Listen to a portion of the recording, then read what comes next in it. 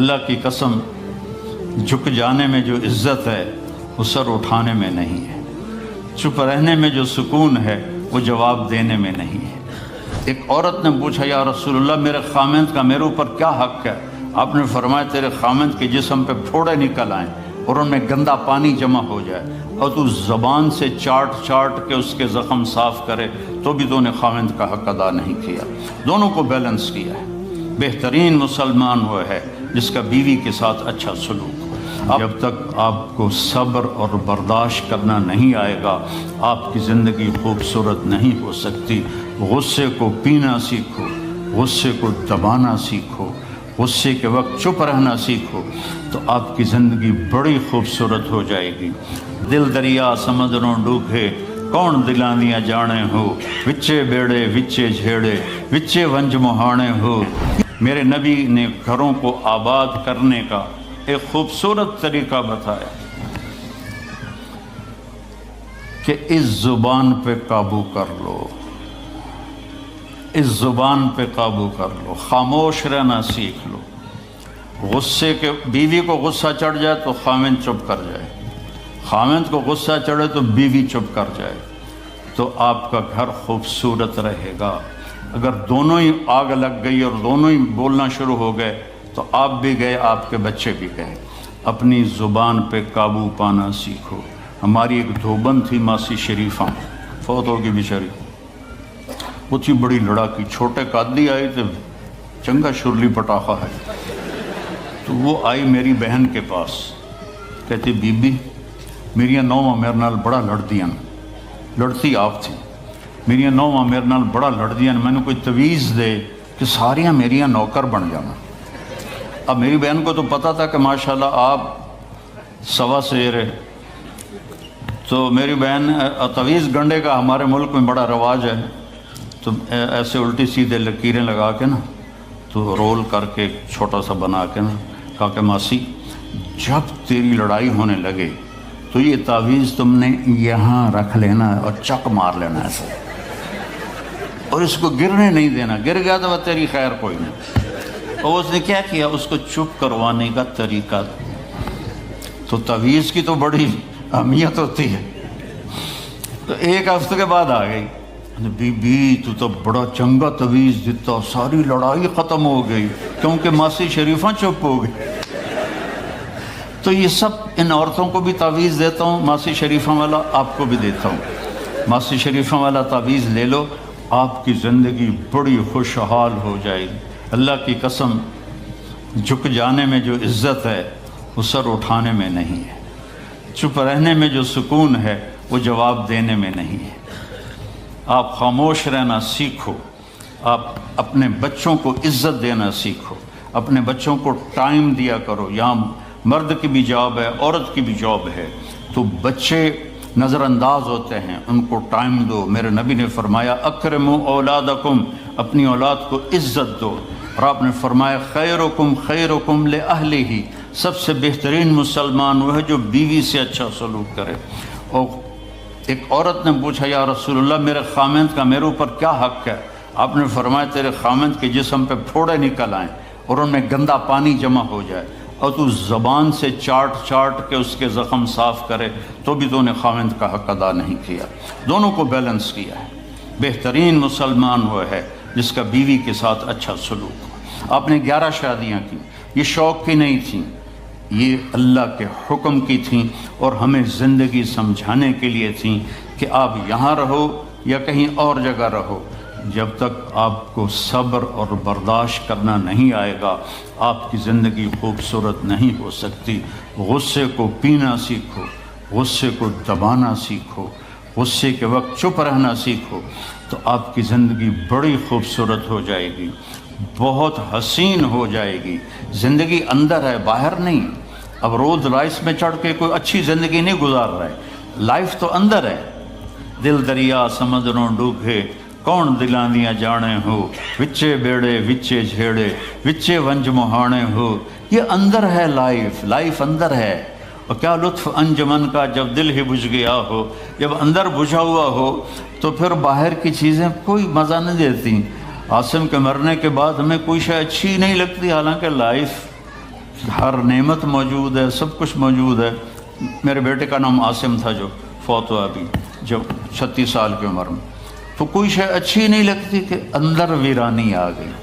یہ اندر میں خوشحالی ہو، اس کے لیے صرف ایک ہی دوا ہے، وہ ہے محمدی بننا اور محمدی اخلاق کو اختیار کرنا، اللہ کے نبی کے طریقے پر چلتے ہوئے اپنی جان سے لڑائی لڑنا۔ ایک ہمارا دوست تھے، وہ تبلیغ میں گئے تو ان کو داڑھی رکھنے کا شوق ہو گیا، اب بیوی ان کی رکاوٹ بنے، کہ داڑھی رکھو گے تو مجھے طلاق دینی ہوگی۔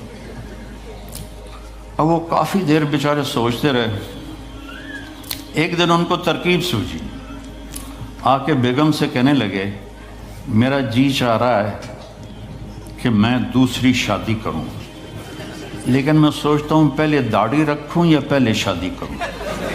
تو ان کی بیگم نے کہا پہلے داڑھی رکھ لو، پہلے داڑھی رکھ لو۔ تو ایسے اپنی بیگمات کو مناؤ پیار محبت سے۔ عزت تو نبی کے طریقے میں ہے، نبی کا طریقہ چھوڑ کے میرا والد مجھے ڈاکٹر بنانا چاہتا تھا، تو آج میں یہاں کھڑا ہوتا، اگر میں ڈاکٹر ہوتا، میرا چھوٹا بھائی ڈاکٹر ہے، بہت اعلیٰ ڈاکٹر ہے، تو میں یہاں کھڑا ہوتا۔ مجھے یہاں میرے نبی کا طریقہ لے کر آیا ہے، میرے نبی کی سنت لے کر آئی ہے، میرے نبی کی زندگی لے کر آئی ہے، اور آپ جس محبت سے تشریف لائے ہیں اس کے پیچھے میرے نبی کی زندگی ہے۔ تو اللہ کی قسم عزتوں کا خزانہ ہے میرے نبی کی پاکیزہ زندگی۔ تو آپ نے ہمیں پوری زندگی گزار کے دکھایا۔ حضرت عائشہ کی دلداری فرما رہے ہیں، عائشہ انہو لیہون علی ان اریتک زوجتی فی الجنہ، عائشہ مجھے تو جب سے پتہ چلا ہے تو جنت میں میری بیوی ہے، میرے لیے تو مرنا ہی آسان ہو گیا ہے۔ بھلا جس نے رب کو دیکھا ہو اس کے لیے کسی اور کی حاجت رہ جاتی ہے؟ باقی یہ صرف دلداری کے لیے تھا۔ ایک دوسرے کی تعریف کرو، ایک دوسرے کے لیے اظہار محبت کرو۔ آج کا ماحول ایسا ہے، بیگم سے کہو گے آئی لو یو، کی خیر تو ہے کی ہے، وہ تم سے کہے گی آئی لو یو تو تم بھی پوچھو گے خیر تو ہے، کوئی چکر تو نہیں آ رہے۔ اظہار کرو، اظہار محبت کرو، اس سے آپ کے پاؤنڈنگ ہوگی۔ اولاد کو ماں باپ سمجھتے ہیں بس ہماری اولاد ہے، ہمیں ان سے پیار ہے، ان کو عزت دو، ان سے اظہار محبت کرو۔ ڈاکٹر عبدالحی صاحب ایک بڑے بزرگ گزرے ہیں، وہ اپنے ایک مرید کے ہاں کھانے پہ گئے تو پوچھنے لگے کھانا کس نے بنایا؟ تو مرید نے کہا جی میری بیگم نے بنایا۔ کہا اس کو بلاؤ۔ ان کی بیگم آ گئی تو وہ فرمانے لگے بیٹی آپ کا کھانا کھایا بہت ہی اچھا تھا، بہت مزے کا تھا۔ وہ رونے لگی دھاڑ دھاڑ۔ تو وہ ڈاکٹر صاحب پریشان ہو گئے کہ بیٹی خیریت تو ہے، کیا ہوا؟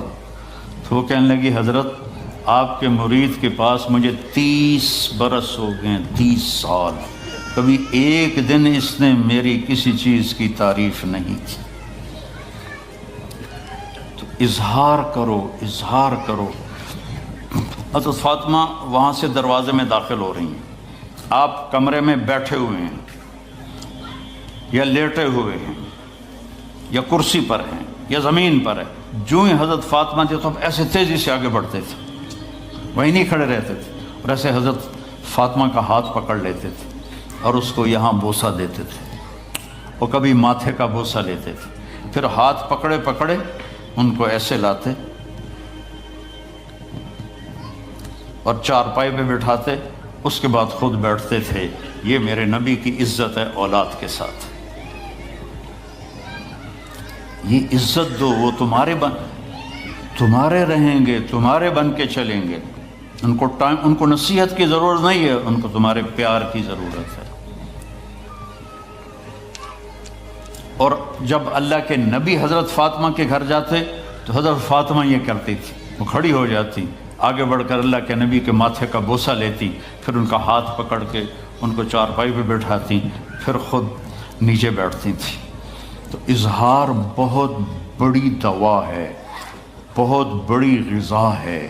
انسان محتاج ہوتا ہے اچھے کیے کہ وہ تعریف چاہتا ہے، خوشامد نہیں ہے، خوشامد حرام ہے، اور تعریف واجب ہے کہ اس کی حوصلہ افزائی کرو۔ تو یہ آپ کے بڑے گھر سے اور بڑی گاڑیوں سے آپ کی زندگی خوبصورت نہیں بنے گی، نبی پاک صلی اللہ علیہ وسلم کی مبارک زندگی کو اپنانے سے آپ کی زندگی خوبصورت بنے گی۔ باقی سب دھوکہ ہے، میرے رب کی قسم، سب فریب ہے۔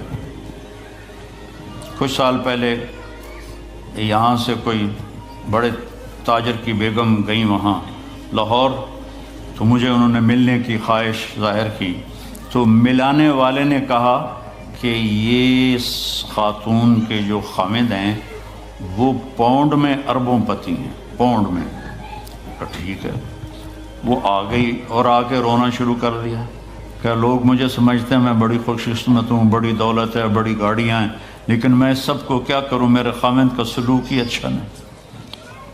ہر شے اس نے زیرو کر دی کہ سلوک اچھا نہیں۔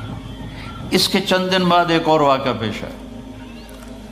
ایک نوجوان میرے پاس آیا کہ حضرت اللہ نے دنیا کی ہر دولت دی ہے، ہر شے دی ہے، لیکن میری بیوی کی زبان 30 فٹ لمبی، میں کہ 29.5 فٹ کٹ دے باقی ران دے، کہ اس کی زبان بڑی لمبی ہے، میں تنگ، اگر بچے نہ ہوتے تو میں اس کو طلاق دے دیتا۔ تو بھائی بہنوں، بچوں بچیوں، اگر زندگی کو خوبصورت بنانا ہے تو نبی کا طریقہ ہے، اللہ کی قسم اس کے سوا کوئی طریقہ نہیں۔